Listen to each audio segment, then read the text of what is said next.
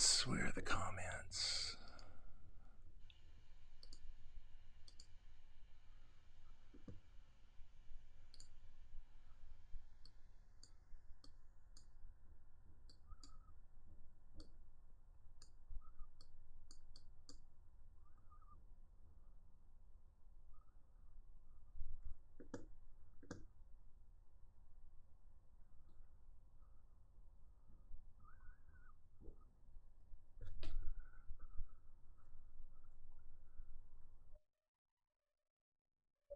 Well, hello everybody. Welcome to not Mondays with Mark. What is this? Saturdays with all of us, and I've got some special guests here today. But before I bring them on, I want to sing with you. I want you to sing at home. Hello, everybody coming in. We can hear you. Catherine Pierce says, "Thank you, Catherine. Hope you're doing good as well." We are. Hello, Hannah Gadledge over there on YouTube, and all of you coming in. Ricky Patton, thank you for tuning in. All of you. But I was reading in my favorite book, the one we've been going through about Then Sings My Soul by Robert J. Morgan. It has all the stories behind the hymns. And one of them I was reading this morning, John Scriven watched in shock as the body of his fiancée was pulled from the lake. Their wedding had been planned for the next day. Reeling from the tragedy, he made up his mind to immigrate to America. Packing up his belongings in Dublin, Ireland, he sailed for Canada, leaving his mom behind. He was about 25 years old. 10 years later, in 1855, he received word that his mother was facing a crisis. Joseph wrote this poem and sent it to her. Mrs. Scriven evidently gave a copy to a friend who had it published anonymously, and it quickly became a popular hymn, though no one knew who had written it. Meanwhile, Joseph fell in love again, but tragedy struck a second time when his bride, Eliza Catherine Roche, contracted tuberculosis and died in 1860 before their wedding could take place. To escape his sorrow, Joseph poured himself into ministry, doing charity work for the Plymouth Brethren and preaching among the Baptists. He was ecumenical. He lived a simple, obscure life in Port Hope, Canada, cutting firewood for widows, giving away his clothes and money to those in need. He was described as a man of short stature, with iron gray hair, close-cropped beard, and light blue eyes that sparkled when he talked, Ira Sankey later wrote. On October 10th, 1896, Joseph became critically ill.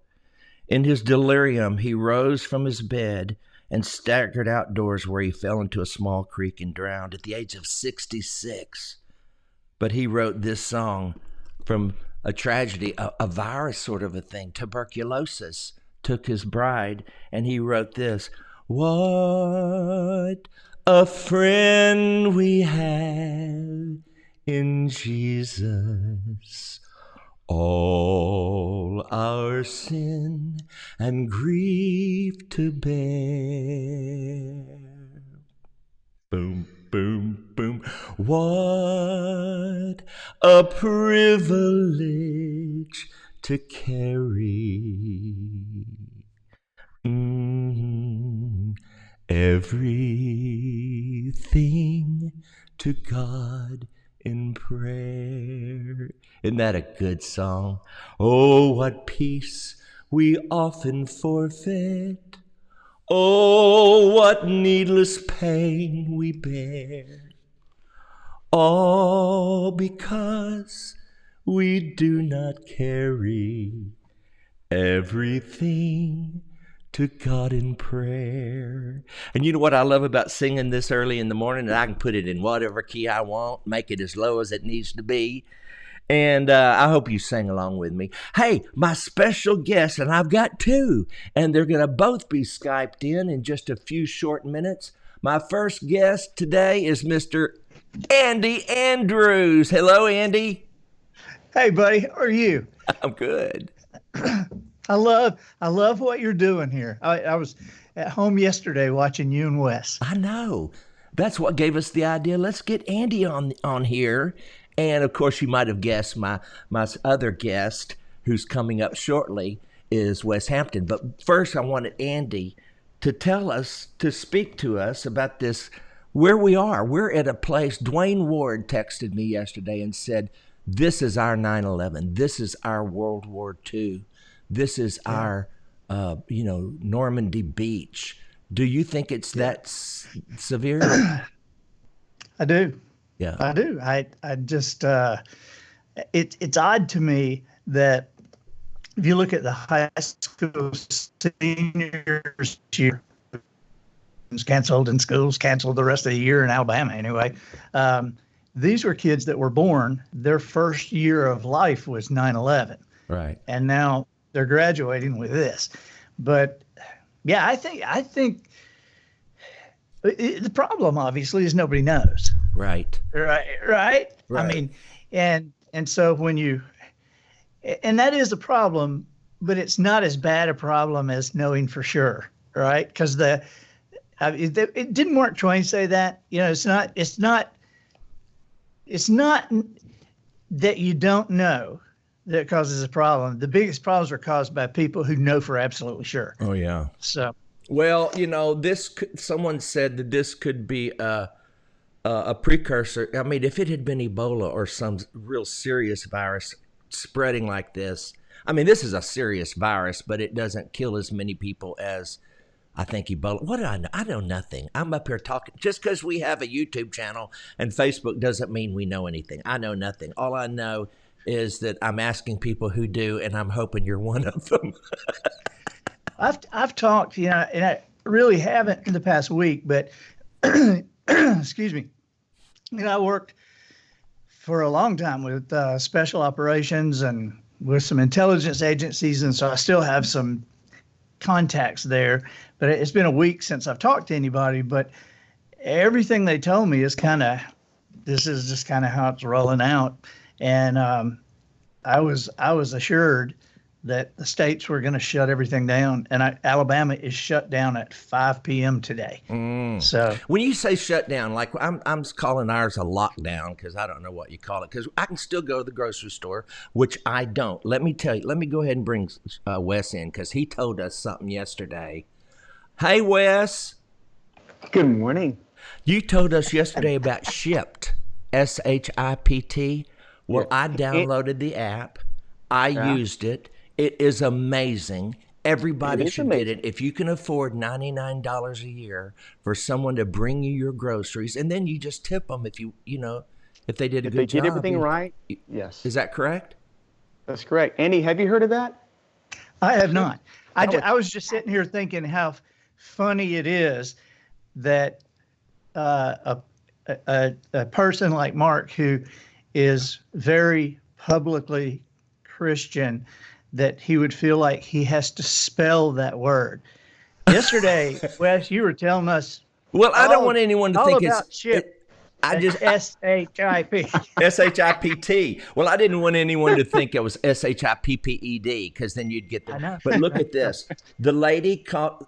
All right, here it is. She says, "Hi, Mark. This is your Shipt shopper, Rhonda. I'm about to begin shopping." And then she says, "Okay, they didn't have this brand of tacos. You want this brand?" And I say, "Sure." And they were out of what were they out of? Bounty paper towels. And so I say, "Okay, well, don't get those then." And then they were out of Clorox wipes. Well, we can't have those. And we didn't have the right whatever. And so it's amazing. And then she says, "I've got your bags and I will drop them on your front porch." Front door. Yeah. And she did. And I went out and got them. Yeah, it's really great. That sounds great. I wonder if we have that here. You guys both live in. You've got a wife who probably knows. Y'all have to. I think it's all over Alabama. But is it? Okay. Yeah, and they specifically started, I think, if I'm not wrong, at Publix. And I know you got a Publix right there. Yeah, we got a Publix. We got the number one Publix there is. They've done more in one day than any other Publix. Wow. So. Wow. Well, Andy, you sent out a prayer, especially walking down the the toilet paper aisle, you can just like imagine you're in the Soviet Union or something. So that's what it looks like. I know it's that way everywhere. It's amazing to me, though.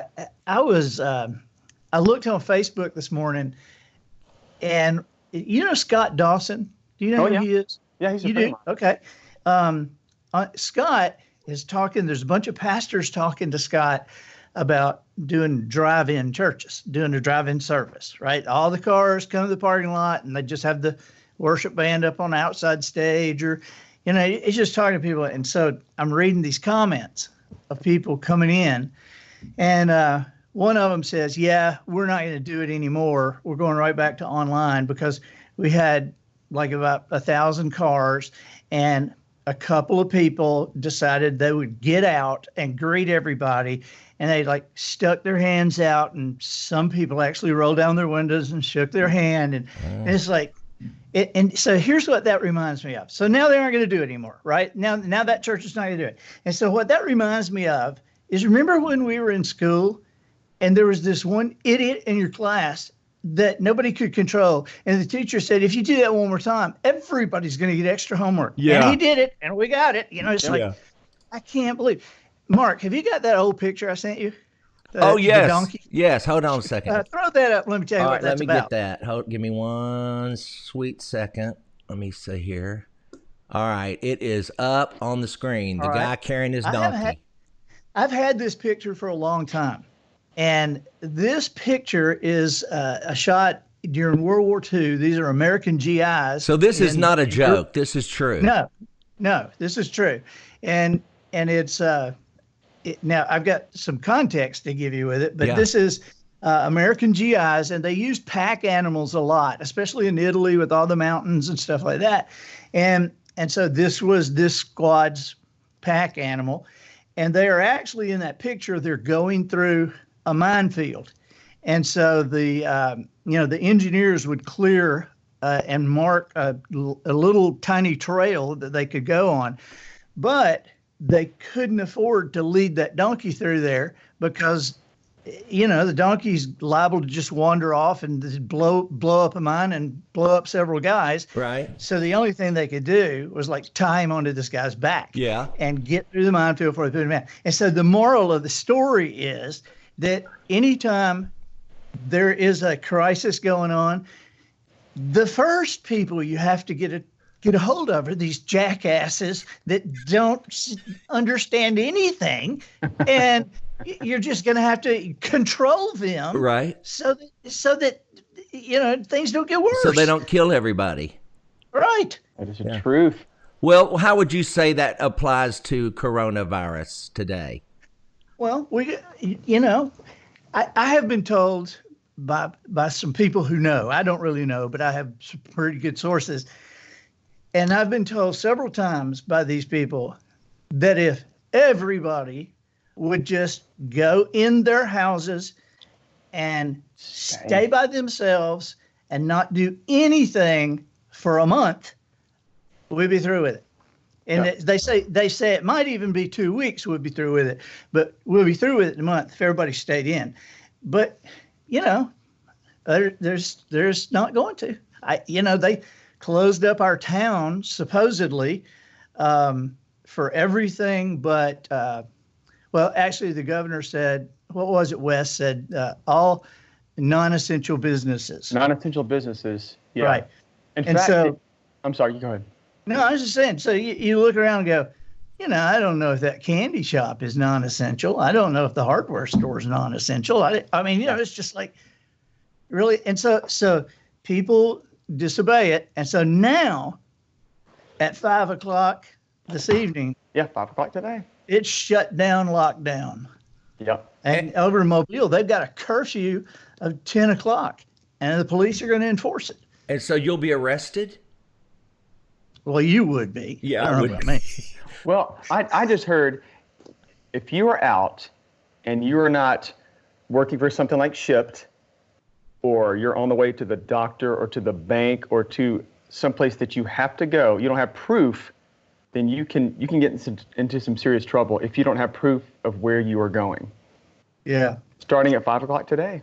So Well, I people, haven't And left the house for. it's really odd to me that the people, some of the people that don't understand the degree of seriousness are like a lot of the teenagers.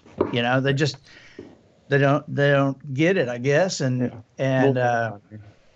they've heard that these young people can't. It's not serious when they get it, or something, but they can carry it. Or they right? think that it's just killing old people. Right. Yeah. It's not you got to worry about. It's your grandmother. Right. And so it's funny to me, and I heard Rick Burgess say this, but he said it's ironic that for so many years we've been dealing with this national dollars, and some people say, yeah, who cares? It doesn't affect me. Yeah, but it's for our children. We got to do this for our children. Well, now it's like we're going to the children and going, hey, do this for me. Now it's us. We're the ones in trouble. Aladdin Sass says if you're caught without a valid reason, you're given a fine or 30 days in jail. Now, I don't know if that's in Alabama or wherever Aladdin Sass lives. Well, what country is this? I just read this. I think it's Venezuela, but they put a lockdown and they've told the officers, shoot them. If they go, yeah. Well, if they're out, because they're trying to lock it down, trying to keep everybody out, and and this was the president of the country. Was it Venezuela? well, we don't need to go that far. No. I might just be running to Kroger's to pick up my medicines. Right. Well, And what kind of hope do you have? Somebody be mad at you and just use that as a good excuse. Hey, Andy, what kind of hope you got for people watching? Because I want to know. There are a lot of people who aren't as fortunate as the three of us who are going through this totally alone. You are Right. sequestered and doing your duty and staying home, and you're alone. That's why I'm checking in every day, just to hopefully bring you a little hope. Now, Andy, I want you to give a little hope today. I know you're the man of hope. I love your prayer you sent out, your pandemic prayer. And we do know this. This too shall pass. Right. Yep. It comes to pass. It doesn't come to stay. It comes to pass. Right. So then this will too. I really believe, I'm kind of like everybody else. I'm curious, but I know that I have to control my own imagination. Fear and faith are kind of the same cloth. It's just opposite ends of the spectrum, because fear and faith are both believing something that hasn't happened yet and that you can't see. Wow. But True. But the reward of fear is just more fear. Yeah. But the reward of faith is to finally see what you have so long believed. And the fear thing is curious to me too, because I believe that the smarter you are, the higher your IQ is, the more likely you are to have to deal with fear during this time. I think it's smart people that get scared worse than dumb people. And I believe I can back that up anecdotally, because have you seen it? There's a television show called Jackass. This is the second time I've said that word. Right. But you know what I'm talking about? It's these people do these crazy dare things. They're just insane. They are crazy. And they don't look like they're scared of anything. No. And they don't appear to be too smart to me. But fear is nothing in the world but a misuse of the creative imagination God placed in you. Right. I mean, and so the smarter you are, the more likely you are to figure and think and be creative. And so the creativity, the imagination is being used for wrong purposes. And so that's where you have to really get a hold of your thinking. And the way I do that, the way I get a hold of my thinking, is I look for the good facts. I look for ways to explain. And I don't watch the news so much. Yeah. I mean, I mean, if you feel like you need to be informed, well, then get in there, get what you need, and then get out. Don't obsess over it. Don't sit there and watch the I news all day agree. long. I agree. Because these guys, I'm not using them as a punching bag or anything. This is just reality. Their ratings go really high when there's a disaster. And so they know that, and they milk it for all it's worth, Yeah. which they should. Yeah, Okay, that's how they sure. make money. And so they want to make that thing last as long as they could. Now, I'm not talking about they want the virus to last. I'm not saying that, but I'm just saying they will milk that disaster because it means higher ratings, and higher ratings mean more money. And it's why we hear over and over again about a 2% death rate, a 2% death rate. And nobody ever says a 98% survival rate. Yeah. Right. And so I think that the right kind of facts can alleviate a lot of fear. And like, here's a fact. When Franklin Delano Roosevelt gave the speech where he said, the only thing we have to fear is fear itself, that was at his very first inaugural, right? And the country was in this horrible depression, and we don't hear about this as much, but the country also had just a variety of viruses that were really, Roosevelt himself, he gave that speech in a wheelchair. And 12 years before, he had been stricken with polio, which is caused by a virus. And it would be 22 more years before a vaccine was found. Tuberculosis had not even gotten as lethal as it would. But because of the Depression, people were getting sick and people were dying. And so, you move along a few years, and if you look at our last 100 years in America, and the reason I'm saying this is I believe we have a lot of hope. We can have a lot of hope if we choose to hope, because we have a history of solving these dire situations. Right. Just in the last 100 years, we have found vaccines for polio, tuberculosis, typhoid, diphtheria, cholera, typhus, measles, mumps, chickenpox, rubella, swine flu, bird flu, Spanish flu. I mean, you could just go on and on. Yeah. And so what I'm saying is if this is going to happen, it's a good thing it happened now, because our researchers are really ready for this. They're so far down the road because they know what to look for. They know how to type the virus. They know how they're already down the road on so many things that, Pasteur and Salk were just trying to figure out what a germ was. Right. And think about this. In the last 100 years of the existence of smallpox, it killed 500 million people in the last 100 years of its existence. Of course, a vaccine was created, and in 1980, the World Health Organization declared smallpox eradicated for the world. Wow. And so we are going to solve this, but we got to, I think we got to leave these guys alone a little bit, because I don't want the researchers to have to worry about me right now. I mean, just do your work. Right. If they're having to do it with one hand and they beat people off with the other hand, you just can't think. Yeah. You know how it is. You can't think. Yeah. I mean, all we're trying to do is write. Yeah. But these people are trying to save humanity or something. And so, they got it. Let them have work. it, yes.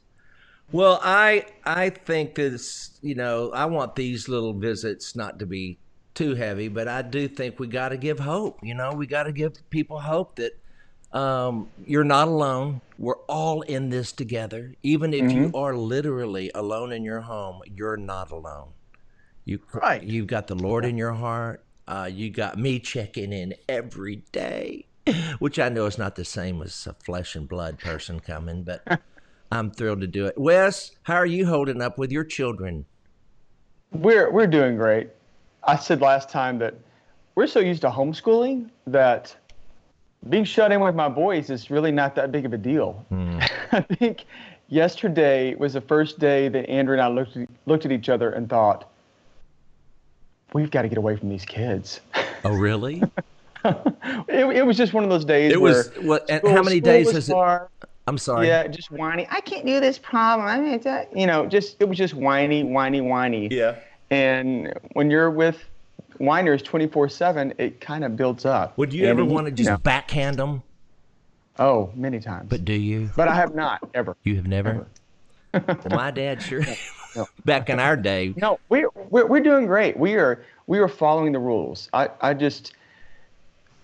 I'm still tired of hearing about. We have a playground in our neighborhood, a public little park, and there were still parents taking their kids to play at this playground, and I just want to scream. Well, maybe they've come to the point where risk them dying or having to put up with them for another minute. Oh, Lord. Oh my God. Maybe I wouldn't make a good parent. I mean, maybe you would just want to get away from them, but somebody might say, "Let's take them to the park." No, I think you would be a great parent. I really do, Mark. Well, my boys think you'd be a great parent. I love all your kids, both y'all. So what else can we talk about? We've only been talking for a little while. Andy, have you got another picture you want to show us?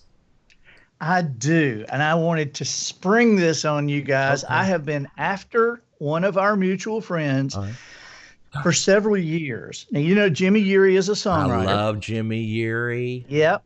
And so Sonia Isaacs is Jimmy's wife, and Jimmy, we all know songwriters, right? But Jimmy is like you, Mark, or like Bill and Gloria, and he's like a real one. No, he's like Bill and Gloria. I've written one song. This man is a songwriting machine. How many hits has he had? Well, I don't even know. He wrote the last two Kenny Chesney #1s, and he had one Song of the Year on CMA, one Song of the Year on ACM. He had Rascal Flatts last #1. Yeah. He's unbelievable. But about 3 years ago, I started really getting after him because Jimmy used to be the lead singer for Shenandoah. Right. I mean, he's a songwriter who can sing. Right. Right. And so I went and I would tell him, I said, Jimmy, at some point you got to do this. I said, because I heard that song before I heard George Strait do it, and I like the way you do it better than I like the way he did. And so then that evolved into he would send me a song and say, hey, what do you think about this? What do you think about this song? And I'd listen to it. I'd call him back. And I did this on a couple of ones early on. I said, let me tell you what I think about that song. What I think about it is, I think you better not ever give that to anybody. Do not let anybody record that song. Just tuck it away and don't let anybody record it, because that is going to be on your album. And he said, seriously? I said, I'm telling you, Jimmy, that's just too good to give away, too good to sell, too good to, for anybody else to do any other interpretation of it. And so that happened enough times over a few years that he had kind of a stock of them. And so this producer had been after him. I got for a number of years. Yeah, and that's it comes out April 10th. April 10th. And you talk about a title for the world right now. Look at the title of the album, Same Water, Different Boat. Same water, different. Wow. Isn't that the truth? Vince Gill sang backup and on he that is song. I'm telling y'all, he's a writer's writer. I mean, all the writers I know really, really respect him. Yeah. And he is just, he's unbelievable. I've heard the album. I've heard the mixes, and man, you talk about 10 songs that are just dynamite. And he's going to be, I just interviewed him a couple of days ago for a future Mondays with Mark. So he'll be a guest on Mondays with Mark. He's the best. Yeah. That's great. That's great. Jimmy, Yeah, I'm sorry. Jimmy. What were you say? I was going to say, Andy, you and Jimmy actually wrote a song together, and it was a few years ago, and I already have a track cut for it, but I'm actually working on that while I'm quarantined on my new album, and so it's a Really? great song. Really? Is that It's called "Getting Ready to Breathe." It's great. Getting Really, ready to breathe. yeah, it's Yeah. great. Love that title. yeah? Yeah. We were in, when you're on the cruises with Bill and Gloria, one of my favorite times anyway is, in the morning there's that little private area that we go into and get our stuff and coffee and couple or three mornings during that week, Bill and Gloria will be sitting there, and Russ Taff and Mark Lowry, Wes and Andrea, and and there'd be and just a conversation starts, and man, it is just unbelievable. I mean, I just love it, and so we were there one time. Remember when David Phelps' sister was very, very ill? Yes. And she was going into hospice, and David was having a hard time with it, as you can imagine. And so it got really serious in there, and a couple of people talked to him, and Gloria made the remark. She said, she's so sick, David, she's so sick, but she's anxious for heaven. She's getting ready to take a clean breath again. She's getting ready to breathe. Mhm. And Jimmy and I looked at each other across the room, and after the meeting broke up, I said, "I'm putting that in a book." And Jimmy said, "Well, we ought to write a song about it." I said, "Okay, I will." And it was a year later that we actually sat down and wrote the song. And so I'm glad you're going to record that. I think that's very cool. You got a I'm on studio. it. It's a fabulous song. You got a studio in your home, Wes, don't you? Yes. Yeah. Isn't that Yes, I'm nice? You slowly don't even putting it have to leave the together. house to.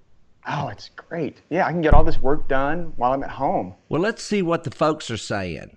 Let me look. Jimmy has one song on his album that he and I wrote together. Oh, really?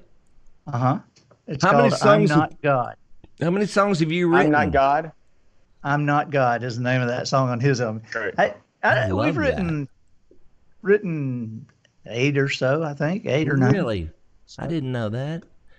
Lucy Ross said, "Getting Ready to Breathe." That is a good title, isn't it, Lucy? I Googled Sing a little bit of it for us, recipes.com. Wes. Sing just a little bit. Do you know? Can you? I'm not quite warmed up. Come on, Honestly, Western. I don't want to give away any of it yet. Okay. I really don't. All right. Beautiful Beautiful story. Really, it's a really great song. I'm excited for people to hear it. I cannot It wait. was funny because Jimmy said, "Do you want to send this to Bill and Gloria?" And I said, "Not really." No, I don't. They've got enough great songs. And he said, "No, I think we ought to. I think we ought to." And I'm like, "All right." And he said, "So do it." Oh, Me? you. And he said, "Yeah, you do it. You talk to him. You do it." So okay, so I sent it to him, and he said, "Yeah. I'll give that a listen." And he called me back that night, Yeah. and he said, "Well, Andy, I need to tell you, Landy. this is the first thing you've done, right?" And I said, "Yes, sir." Did he call you Landy? No, Andy. Oh, I thought you said Landy, and that's No. why I started laughing. No, but half of He the time, called me Andy. but half the time he calls it's a mistake because he's calling Andrew his son-in-law. Okay. I'm sorry I interrupted you. But so he calls and says, "This is your first one." And I say, "Yes, sir." And I'm just stealing myself. Keep trying. And he said, "Well, you really need to keep writing, I think," he said, "because it's going to be a long time before you write another one that good." Wow. Really?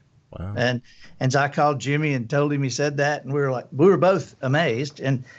But it's a good story song and has just I love a story song. Yeah. They're my favorites. So songwriting is to me, it's very fun. Jimmy has taught me a lot. He can teach it. I think it's hard. I think it's like, I don't know. I've never given birth, but it seems like it'd be about equal to that. Because I have to get up in the mental stirrups and push these songs out. It's like it's work. I got to slow the brain down and think and ponder. And I'm not real good. That's what writing a book is for me. I'm like, seriously, we can sit down and we can get this done in a day.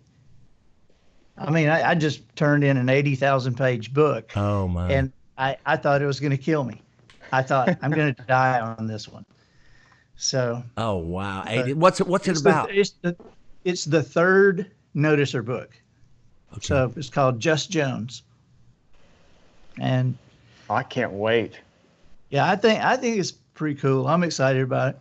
So it'll be out. Really got a what do you call that? A series? Are they going to ever make a movie out of all this? I don't know. They should. I don't know. I've been approached about probably 50 or 60 times, but nothing ever. So far, no movie. So far, no.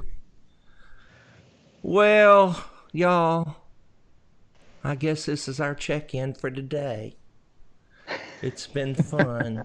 No, there's got to be more. We got to do something else. Talk to you guys. Well, listen, enough. can you okay, here's something. Daniel wants us to, can you sing Leaning on the, what a fellowship, what a joy divine, leaning on the everlasting arms. What a blessedness, what a peace is mine, leaning on the everlasting. See, there's a delay with we can't sing together. We got to get that fixed. I know it. Oh, Melinda said, I love the noticer. Isn't that great? Thank you. Linda says, the noticer is my favorite book. Wow. See, it's worth you spending time to build an 80,000 Andy, word book. I still think I love everything you've written, honest to God. Thank you. But the Isle of Saints, but you changed it to Heartmender, right? Yeah, I didn't change it. The publisher changed it. The publisher changed to Heartmender, but man, that's my favorite book I've written. What a story. Heartmender? It's the Heartmender. Yes. Yeah. It is so good. And by the way, if anybody wants books, don't go to Amazon because they're not shipping them if they have them. They have called and told us. I mean, first all the dates get canceled, and I think, okay, well, at least I got some books, And then Amazon calls all the publishers and says, hey, we're not going to be shipping books. We're not going to be restocking anything, and we'll just see how this all plays out. So fortunately, like you guys, I have some, right? And so people can go to andyandrews.com and get it. That's the best place to get it anyway. You get more of the money. Absolutely. Yeah. Yeah, and right now, that's very important. Yeah. It seems to be to my wife. Yeah. Those people still like to eat, don't they? Yeah. They eat and live indoors, man. They're addicted to it. And indoor plumbing. Good night. What all do they want? Polly was real excited that I was coming down here to the studio because she said, Oh, I wish I could go. Mark and Wes, both why of them. Didn't she? She's right here, picture on my computer. Go get her and tell her to come. We got time. She could tell us. Well, I'm not in the house. I know she could tell us some real Andy Andrews story. Tell her to be there tomorrow at 10 a.m. and I'll be calling her. All right.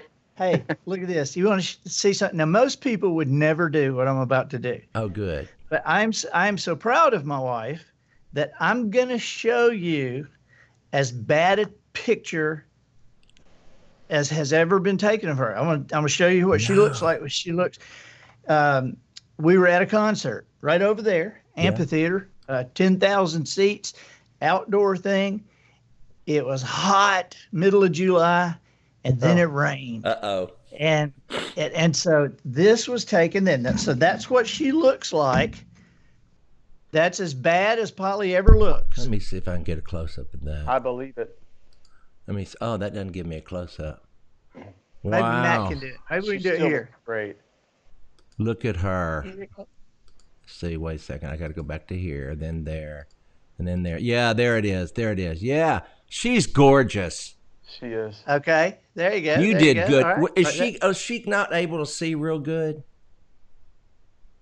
Why you say that? Well, I mean, she's so pretty, and All right, now let me He's show you saying- what he's she saying looks you like. I output thought your maybe curse. she couldn't see real good because she might married you, and we're not on the Yeah, pretty. yeah. You know, isn't it a good thing women don't really look at how men look? They just love the What a personality. smart aleck. And That is very true. and here's what she looks like regularly. And she's as much Man. fun as she is beautiful. She is. Yeah, She's fun to you, Mark. She likes you. well, she doesn't like you. She likes Wes and Andrea. Hey, let me ask you something. I'm still trying to get her to like me. When do the wives stop respecting their husbands? How far into the marriage does that happen? Y'all aren't gonna answer, are you? No. Does it happen? Let me just say this. Let me say this. The other night we had a young married couple at our house. This was before all this started. And he was telling us, they'd been married like 3 months, and he was telling us, man, every night when I come home, she's got this great dinner, and she makes this and she'll do this and makes this. And I was biting my tongue. I was like, yeah, well, we married 31 years. Let's see her make dinner you come back to me 31 years later. Let's see her make dinner every night. Yeah. So, dude, that's going to change. Well. Before you know it, you'll be the cook, bro. Yeah, right. bro. Yeah, that's exactly right. I love you guys. Mark, to answer your question, in all honesty, the respect has never left. Isn't that wonderful? And it is a mutual thing. Sure, I never thought I'd be the cook, but it's my hobby. It's what I enjoy. It's so what you she, enjoy. Yeah, and she I knows it brings sensed me that joy, when I so- was with you in out in California when we were together, and you and Andrea and me and you. That was fun. was I very could see that, and I see the same thing with Polly and Andy. But I wonder, because sometimes I wonder, it's sad when that happens, because I think once you've lost that respect, it's over. I mean, as far as Yeah. really being any Yeah. fun after that. Yeah. I think that book, and I'm sure you guys have read that book, Love and Respect, Emerson Eggerichs. You haven't read that book? No, Dude, I can lie and go, oh yeah. no, that is a great book. I can tell you the premise in a heartbeat. I can tell you the premise in a heartbeat. Did you know that the Bible never tells wives to love their husbands? Does not tell them that. The Bible does tell husbands to love their wives. Right. But it commands wives to respect the husbands. And, it's kind of like that love language thing. They don't care so much about respect. They care about love. But if we guys are not respected, we certainly don't feel loved, Mm-hmm. And so it's just that dynamic. That's a good book. Yeah, it makes you So- wonder, why am I even doing this?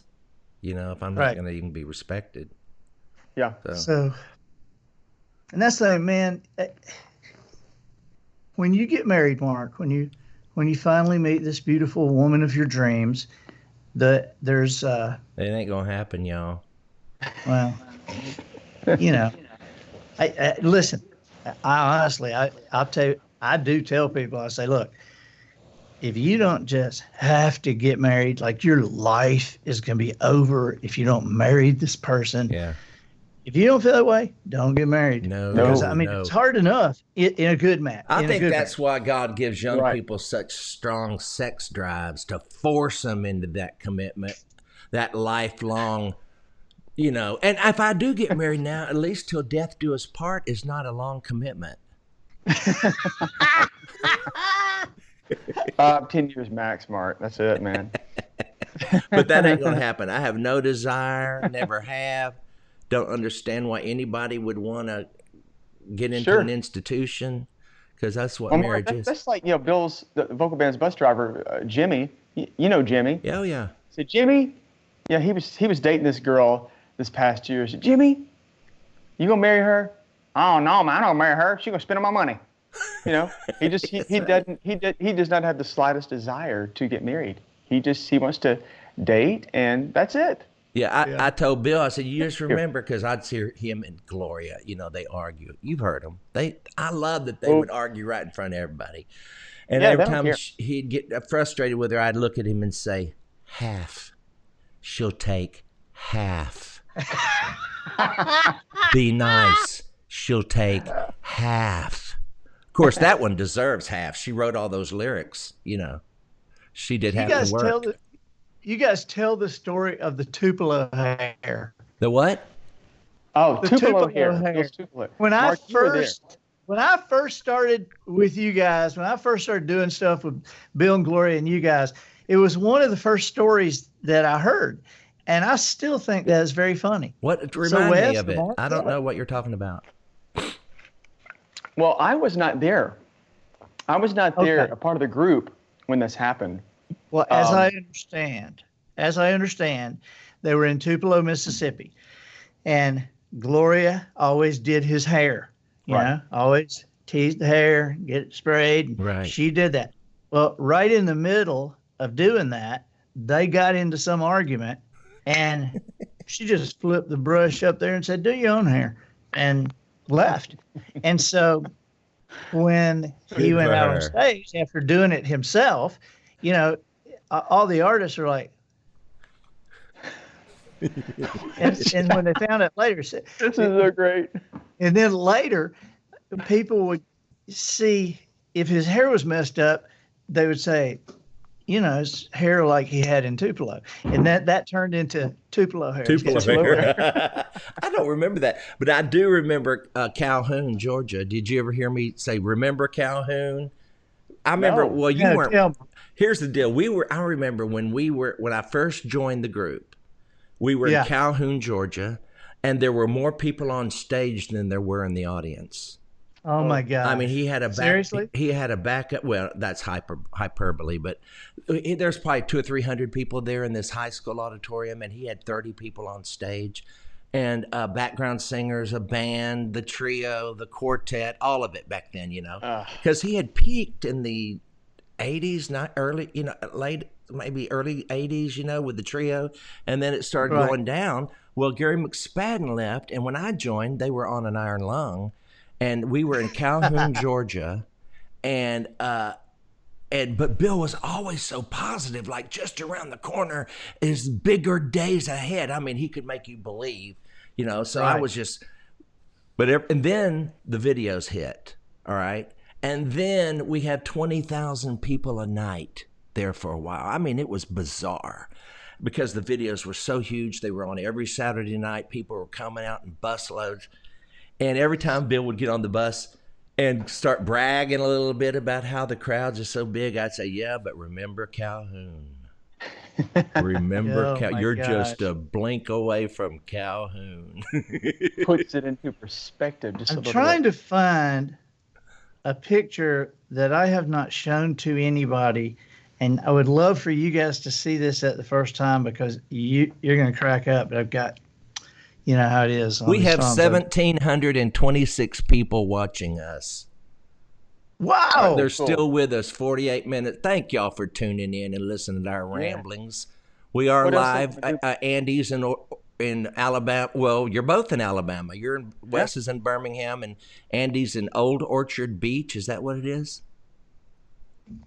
Orange Beach. Orange Beach. Smart that's- Alec. Old Orchard Oh, Beach. Old That Orchard sounds is like a Maine. retirement home. Old Orchard Beach. Orange Beach. What am I thinking? Orange Beach. Yeah. But we do have a lot of snowbirds. They're usually here at this time. Old We have Orchard the Beach poor- is we have in kind Maine. of I just we wanted have to make kind that- of the poor snowbirds Yeah. because we have the ones they don't have enough money to make it all the way to St. Petersburg, so stop here. They do. But they're smart. I mean, listen, these are smart people. I mean, you got to be smart to figure a 3% tip in your head like that. Debbie Mueller says, keep rambling, you all. I hope we're helping entertain your day. Faye West is in Houston. Hello, Faye West. This is fun. How's seeing your all sister May? Do what now? Nice. Oh, May how's your West. sister May? Good. All right, I'm gonna get this, and this was gonna kill you. It's gonna kill I you. can't Just wait. wait. We got It's nothing to do. so What I perfect. love is this is not NBC. This ain't costing nothing to do this. Isn't it No. great? You've got to start going live, Andy. I will. You're teaching me. Like Tuesdays, watch. I'm doing Monday nights. You do Tuesday nights. We'll get somebody to do Wednesday nights. We'll start a whole network. Yes, you got your cooking show. Absolutely. Wes could do Wednesdays because you could do Oh, Mondays recipes. with Mark. He could do I know. Wednesdays with Wes. and I Wednesday could- recipes. But there's no A. Yeah. Then we need a Thursday night. While we I'm got, trying to find this, Mark and while I'm Lori trying to- Carruthers are Thursday night. They do a sing along in their home every Thursday night, so that's good. So we need a I Friday, think I'm gonna do Saturday. biscuits tonight. I'm gonna do biscuits. I think this afternoon live. Are I you? just decided. Yeah. I Well, think so. text me when you're doing it, and I'll share it. I will. I'll make sure to shave beforehand. Odd. Yeah. I Okay, get hey, comments all the time, while, you have not shaved. Why have you not shaved? I know people really care. Isn't that funny? They got to get a life on that part. But I agree with them. I was looking, oof. But I wanted to cover up all this. See this part here, all this up under here. This is how you can show you. I remember one time I was watching CNN and Phyllis Diller was on there, and she'd had the facelifts and she kind of looked like a sock monkey, but her face was so smooth until she raised that claw up to wipe the hair out of her face, and I realized they can't do anything for the hands. Maybe they can now, but in the Guess not. 80s. Do you remember? She looked so young and perky, and then that claw came up, and I thought, whoops, Oh my that hand gosh. gave her away. the claw. Hey, while I'm finding this, I want to. I have. We're giving away curriculums for all the books, or for 12 of the books. That's all the curriculums we have, but they're free if you want to download them on andyandrews.com, or teachers that use them. And then we also have. We did a video version and audio version, and have a curriculum for the kid who changed the world. That's like K-5 through second grade. And then the other day, we realized there was not an audio for Young Traveler's Gift. So Matt and I came to the studio and we did the 4 hours, and it's a 4-hour audio. And you're it's giving all the this same as the away? Yeah, we're giving it. And so if people you want to go, that's at Wisdom Harbor, isn't it? It is. Okay, so you go to wisdomharbor.com Click the audiobooks. and click the audio Hold books. on, I'm going to put that up. Wisdomharbor.com. And that's HARBOUR. At wisdom, HARBOUR.com. And they can get free. What Yeah, do they we've got to opened click when they get there? Tell them to click the audiobooks doc at the top. Click the You can see audiobooks the whole doc banner. at the Okay. top. Audiobooks. All right. There you go. So just go to wisdomharbor.com, click the audiobooks, and you can download Andy's. What book is Yeah. it? That's the Young Traveler's Gift. Oh, Hey, buddy. good. Good, So good. it's good. the same as the Traveler's Gift. It's just slightly different story Yes, because it's a high school kid who does the travel, does the time travel. And Wes. And what- also on that doc, they can also listen to. I did Call of the Wild. I did the Jumping Frog of Calaveras County. There's several things on there they can listen to. I found my picture. Oh, good. You So, you want to Matt, you're text gonna it to me? I can. Yeah, You want me text it to me and I'll put Oh, it yeah, up. you put it up on the screen that way. All right. Now, I just want to tell you, it also on Wisdom Harbor, I'm sending this to you right now, Marky. Also on Wisdom Harbor is a whole section for kids. We call it the Cabin Kids, and it's letters from celebrities to kids. It's pretty cool, and that's all free too. So, Cool. all right, Mark, and this is going. Okay, Okay, so you texted or I emailed it? I texted it. All right. So I was. Did you see it? Yeah, I got it. Okay. Oh Okay. my I was gosh. Actually, I know. I was watching or going through some news stuff. I need to and I edit saw this that picture, down because it's and I open in preview. I'm going to fix this so it's not so weird looking. okay. All right, hold on. I can Well, fix I it. had, but I see this picture, and I did a double take, but it wasn't Bill. And then Right. I realized now I know why I have never seen Bill Gaither and Don McLean Gosh, hold on singing a room second. at the same time. Hold on. I'm getting it. I'm going to get it up here so fast. You're not going to believe this, y'all. Hold on. Let me. It's crazy. It is so And Andy, crazy. you sent this when we were in Panama City Beach, which was actually the last concert the vocal band did in Look. March. Showed it to Bill. Is that not crazy? That's now. Who is that again?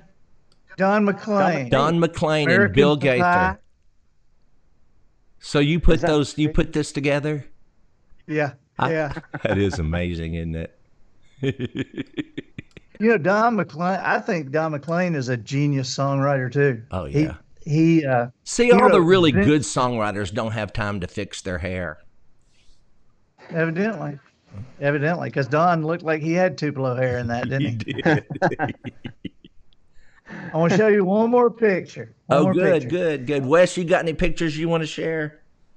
Not really. Okay. See, Wes gets to be on your show all the time. You know, That's I don't right. get to be on your show all the time, so I just I'm You can be shooting on it everything I anytime have. you want now that we know you have Skype. I do. All I have are food. I've been taking lots of food pictures for this new cookbook I'm working on. So I have a bunch of food pictures. Oh, that's nice. Not very Okay, exciting, so- but All right, did you send me another picture? So, yeah, I'll Andy? send it to you. Okay. All right, but you can't put it up until I tell you to. Okay, I won't. All right, I'm gonna send this messages to Marky.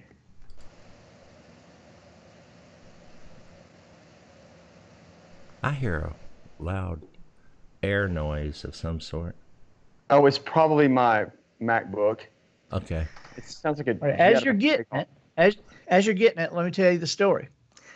I had this little deck built right beside my house, right where Yeah. we could just go sit out there beside my house. Uh-huh. And there were two brothers working on this thing, carpenters, and they were very polite, just so polite. Their granddad's Assembly of God's minister, and one of them wore a hat all the time. And I could occasionally see a little hair falling out of that hat, and I knew his hair was really long. Mhm. And I guess he just thought, you know, I'm just not going to show my long hair here. You know, this guy may be a stick in the mud, which I probably am. But he so last day, I'm just like coming out of the house, and I happened to see, this is the last day, they're through, and I see him standing up on that little deck. And he took his hat off and did his hair down, just kind of did like that, and then flipped it way back. And I looked at him, and Austin and Adam were with me, and Austin said, "Wow, his hair's long." I said, "Come here." So we went over to him, and I said, "Hey, buddy," I said, "I need you to do me a favor. You guys have done a great job here, but I need you to do me a favor." He said, "Okay." I said, "Take off your shirt." He said, "What?" I said, just take it off. Take off your shirt. Okay. I said, "Now, take off your bracelets. Take off your bracelets." Okay. So he took them off. Said, "Take off your necklace." Took off his necklace. So I said, "All right, come right over here, just right here, and get this tree, this bush right behind you. Now, what I want you to do is I want you to look up, and I want you to give me one of these." Uh-huh. Because I said, "Dude, you look so much like Jesus. I can't even believe it." And so I took the picture, and I sent it to people and say, "Look who has been at my house past couple of days. He says he's a carpenter, but who knows?" Anyway, show the picture. All right, here it is. Of course, he's a little white to be Jesus, but Yeah, well, but still, is that Wow. well, I bet I he'll want to never. hire him? I bet he'll never forget working at your house. I want to hire him one day and take him out to the beach when it's really, really calm and take a picture of him doing this. And then I can send it around and say, I don't know who this guy is, but I will say that there were 8-foot waves here a couple of minutes ago. Well, y'all, this is fun. Y'all want to do this again sometime? Absolutely. Yes, yes. Hey, so, we got a request. I after had a lunch? lot of, they're all saying, wow, wow, wow. Someone said, Wes, could you sing something? Oh man. Wes, just sing a little something. Any old. What should I sing? Well, what do y'all want? Oh, someone said Victory in Jesus, Janet Greenlee. Or let's see if we can find something else if you don't want to do that. Oh, victory in Jesus, my Savior forever. That's a good one. He sought me. That is a good one. Wes, when does your cookbook come out? Probably the end of spring, early summer. Oh, good. End of I've already written probably 16 completed recipes with pictures and stories and all that. So I'm buying the first copy. Robin I'm not said, a writer at all. You're not a what? I have a whole new respect for Andy. It's just crazy. Just writing these recipes, after about 3 or 4, I go, oh my gosh. I know. I'm exhausted. Oh, here's a good one for you to sing. Hey, try making it up sometime. Jordan Parker I do. wants to I'm hear kidding. I don't. Until Then. Just sing the chorus of Until Then and we'll go. Yeah. Who, me? Yeah. Oh gosh, I remember the words of that. Until then, my heart will go on Will singing. go on singing. Until then, with joy I'll carry on. Until the day my eyes behold that city. Until the day God calls me home. Is that right? Yes. That was perfect. Wow. My heart can sing when I pause to remember. A heartache here is just a stepping stone along the trail that's winding always upward. This troubled world is not my final home. But until then, my heart will go on singing. Until then, with joy, I'll carry on until the day my eyes behold the city. Until the day God calls me home. So there it is. Everybody Beautiful. was kung fu fighting. That's all I know. There's my applause. See, Wow. I've even got an applause button. I do too. Wow. Hey, I got a question for you guys. Guide me in the right direction here. In that Jones book, I've already turned it in, and they already sent it back to me to look at all the red marks they put on it. Oh. But I have this one chapter in there. There's a pastor, a local pastor, who is having some problems, and as he drives into the parking deck at the wharf, I've got him listening to the Gaither Vocal Band doing Chainbreaker. Mm-hmm. And so I put a line of it and then talk a little bit and then another line. But anyway, there's 5 lines from Chainbreaker that are interspersed throughout that chapter. And so naturally, they have come back to me now and said, you have to get permission to use those 5 lines. So I said, okay, well, I'll call Bill, I guess. But I mean, that can't be that much of a problem, but they won't. Who owns it? If I had written the song, I'd want it in there. You just got to Yeah. have find the publisher, and whoever the publisher is, which shouldn't be hard to find out, call them and ask permission, and I'm sure they'll give it to you. I would. Yeah, because that is totally Zach Williams' call. Because I, from what I understand, he's the writer of that song. But is he the publisher? I don't know. Because the But he's publisher also- I'm still going to call Bill, because if Bill calls somebody, nobody's going to tell him no. That is very That's wise. probably true. Yeah. Come Because on, Daddy. knowing call Zach, I him mean, for I've met Zach, and he's fabulous. He would be all for it. He would love for you to do that. Daniel John says he loves Chainbreaker. Tammy Jordan said Zach Williams. They're all listening. Love the GB. What a song. Oh, That's a Chainbreaker great- is a great song. And I love the way you guys do it. I mean, I Thank just you. love it. Well, I think Adam just destroys it. Bill had never heard that song, and Well, he didn't write it. it's true. I never played heard the it. song on the bus. He never heard it. I said, Bill, I have a song the vocal band needs to do. It was okay. And I knew playing it that he would love it, and he did. He got that No, chorus. He got the can chorus. pick. He can hear a good song. He knows a Yeah. good song when he hears it. That's a song. Yeah. And I said, Bill, that's got Adam Crab all over it. And that was the first song we cut on that record was Chainbreaker. And I knew right away it was going to be great. Oh, it's perfect for him. I know a song that Wes should do. I thought of this the other day. I think Wes should do that song from the 70s called If.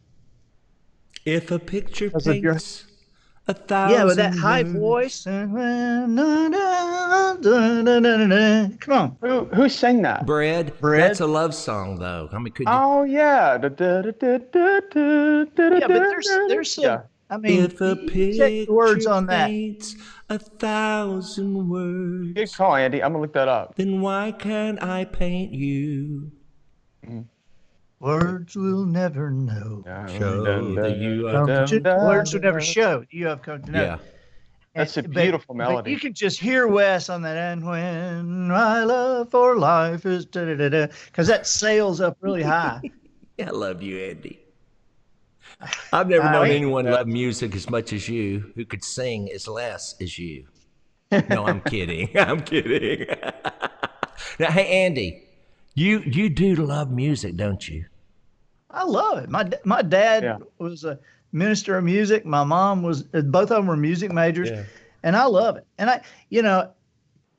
I tell people there's a difference in a skill and a talent. Okay, it's like you guys can carry a tune. I can carry a tune, but it's different sounds coming out of our voices. Yeah. You know, Different I mean, you guys have tones. a gift for that you have worked on and worked with, and I mainly use it to sound like somebody else. But boy, you use your gifts well, very well. Yes. I was trying to find this place where the chain breaker thing is in it, and I'll show you how I used it if you want. Pretty sure I can find it. I've got a character that's a 13-year-old kid in this book. He's bright red hair, and this kid is like pranking the town, and his pranks are escalating. And Jones is kind of doing it. Everybody loves him. Nobody suspects him of anything.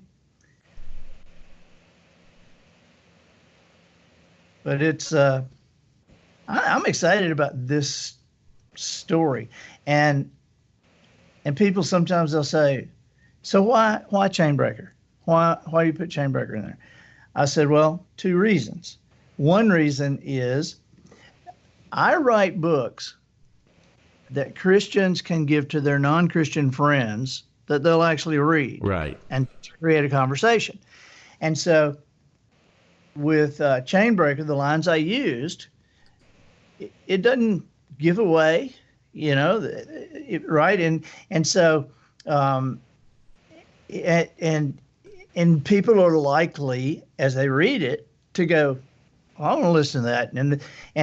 And so the reason I had Gaither Vocal Band doing it is because they got to have somebody doing it. Might as well be my friends. Why not? If I could, so if I could get my friends in the book, I because people are going to say, I want the Gaither Vocal Band doing it. Exactly. So just like this guy. Yeah.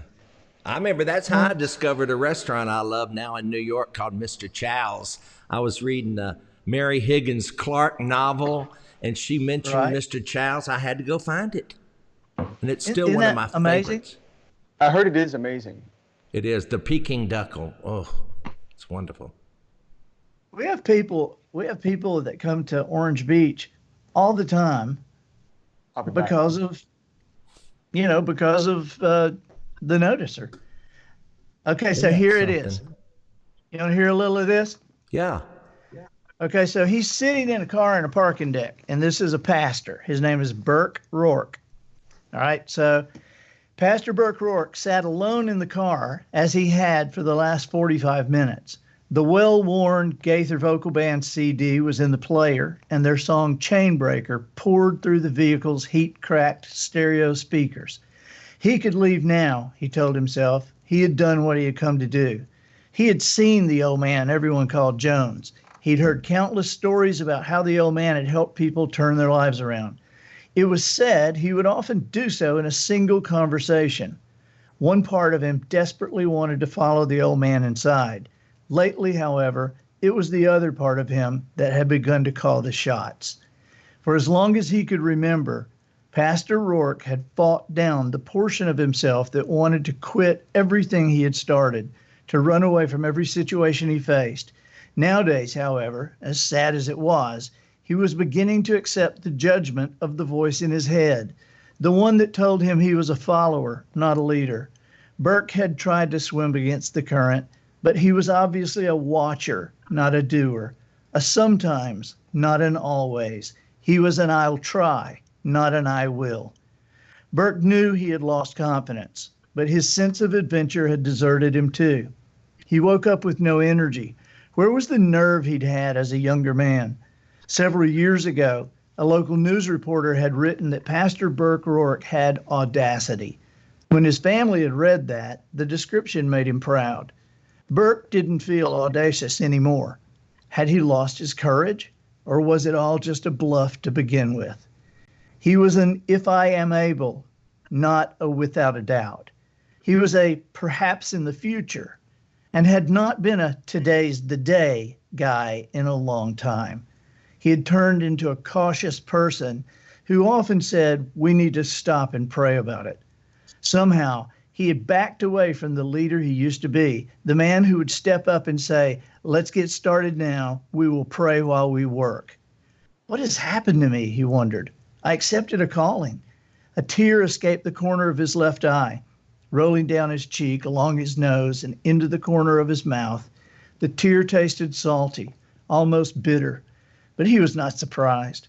He was an ordained minister of the gospel, and a profession that cried out for anointed lions. Burke Rourke had become a designated sheep. In a sleepy daze the pastor couldn't quite shake. He reached to turn the radio off and wondered why the volume had been so high in the first place. He glanced to his left and saw the old man's face framed in the rain-flecked window. Jones smiled at Burke and gave a little wave. If you've got pain, the vocal band sang, he's a pain taker. The pastor turned the knob, but the stereo volume remained the same. If you feel lost, he's a way maker. The pastor took a deep breath and looked again to Jones in his window, made a hang on a second motion with his hands. Turning off the ignition instantly stopped the music and the sound of the car's engine.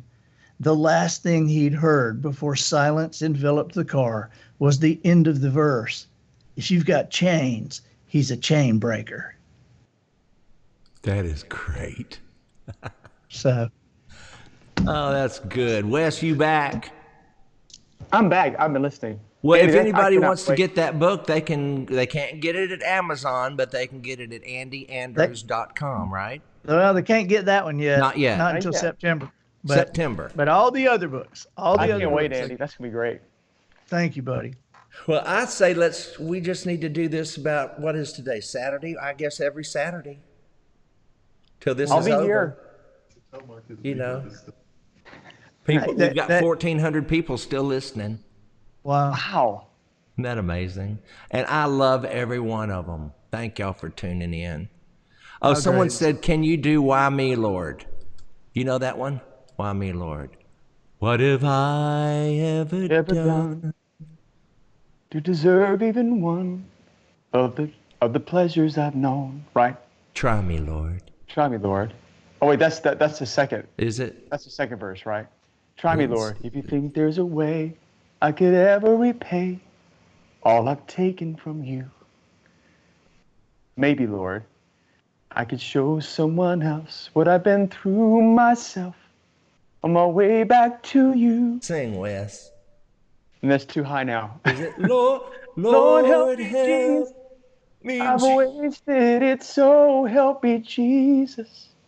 I know what I am. Yes. Now that I Wow. know that I needed you, so help me, Jesus. My soul's in your hands. And it Great. is. And you know what? The Lord is looking after all of us. Even if we get the virus and go home, our God is good. He's always good. And you just got to keep looking at it from the right side of perspective. Like Andy said earlier, 98% of the people live through this thing. And Yeah. what is it, 2% die? But if you know the Lord, and I mean, I really still believe this. Mama made me believe it, and I still believe it. If you know the Lord Jesus, I mean, getting out of here may be a little painful, but once we cross the river, we're home. And eyes have not seen, ears have not heard, neither has it entered into the hearts of men what God has prepared for those who love him. So just do your best to love him down here and love people, and everything else will take care of itself. Love God, Yep. love your neighbor. That's what Jesus said. On such hang all the prophets and the laws. You can sum up the entire Old Testament by loving God and loving your neighbor, and it's done. And then get in the New Testament and learn about Jesus, because he is everything God had to say about himself. Remember that. Jesus is everything God had to say about himself. He is the true living God, and the way he loved the outcasts and the broken and the scared and the lonely, like some of y'all may be that are alone and watching this, I want you to know you're not alone. He's in your heart, and you can talk to him, all right? And I believe that's true. That's good. I'm a recovering I do too. fundamentalist, so I don't know as much as I used to, but I still believe it's all good and God is good. And I want to thank you guys for helping me out today. Thank you, Mark. It was fun. Thank you, Mark. I love you Yeah, guys. thank you. All right, I'm going to hang up on them, but y'all don't go anywhere for a minute. Hold Love on. you guys. Bye, y'all. See you tomorrow.